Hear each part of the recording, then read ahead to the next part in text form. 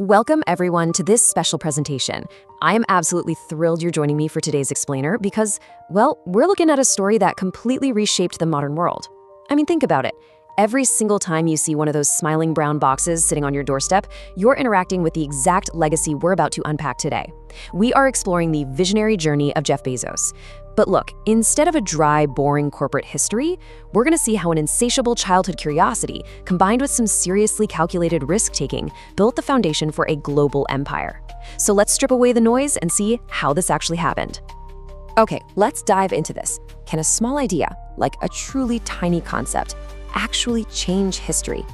You know, we often think that world-altering events require these massive, earth-shattering beginnings.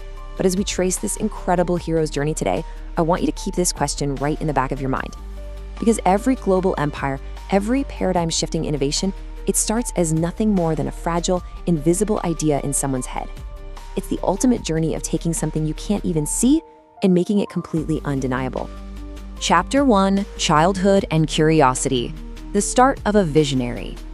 And this brilliantly illustrates the timeline we'll be looking at. It starts back in 1964, born on a January morning in Albuquerque, New Mexico. Fast forward exactly 30 years to 1994, and boom, we see the birth of Amazon. Then, just 6 years after that, in the year 2000, we hit the founding of Blue Origin. These aren't just random dates on a calendar. They show a really fascinating progression from a curious kid to a pioneer of the digital frontier, and finally, to a visionary looking up toward the stars.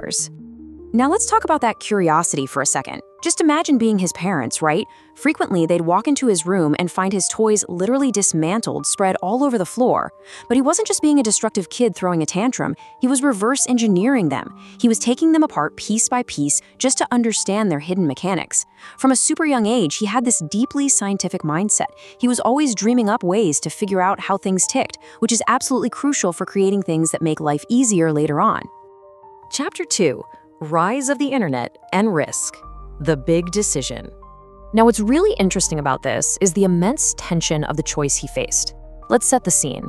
In adulthood, he had landed a highly coveted, fast-track job on Wall Street. By all traditional metrics, the guy had already won. On one side, he had the ultimate American dream, a completely safe future and a massive salary. But on the other side, total uncertainty and this unproven, kind of wild concept called online shopping. Leaving all that safety for an unknown digital frontier was, frankly, an incredibly audacious leap of faith. He didn't just jump blindly, though. Actually, scratch that. It wasn't a guess at all. The real catalyst was him stumbling upon a staggering statistic. Internet usage was growing at an unprecedented rate. It fundamentally altered his worldview.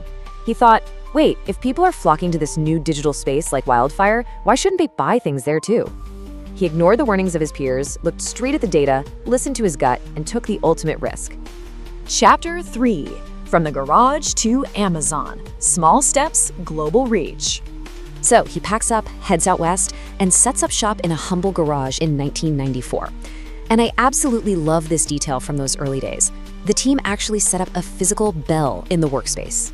Every single time a customer placed an order, ding, the bell would ring. They'd all gather around just to see if they actually knew the person buying the book. But the volume of orders grew so explosively that pretty soon the bell was ringing constantly. They literally had to disconnect the whole shebang because the noise was preventing them from actually getting any work done. Managing that kind of explosive growth required a highly logical progression. It's like a giant puzzle. Step 1, they started by selling only books. Why? Because they're universally standard and super easy to ship.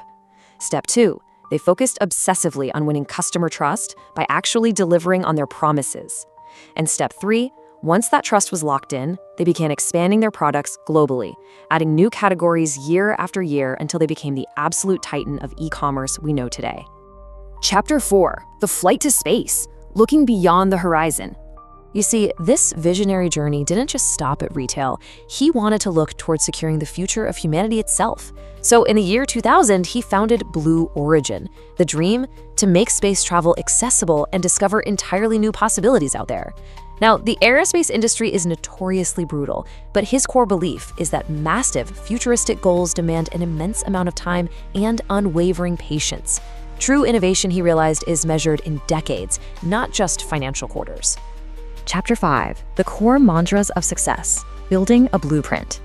Let's move to and see how this builds into a broader picture. Honestly, it all boils down to this single defining quote: a total, unapologetic obsession with the customer. While competitors were busy watching each other, Bezos focused entirely on the person buying the product. He believed to his core that if you ensure the customer is happy, success will automatically follow. And you know what? That singular mindset became the company's absolute greatest strength. So, how do we synthesize this into a blueprint for you?